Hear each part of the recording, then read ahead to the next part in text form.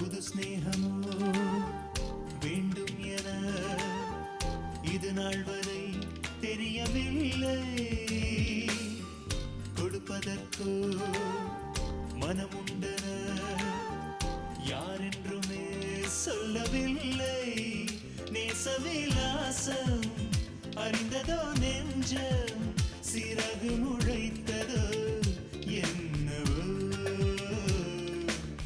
திசை மாறி போயாச்சு மனசு,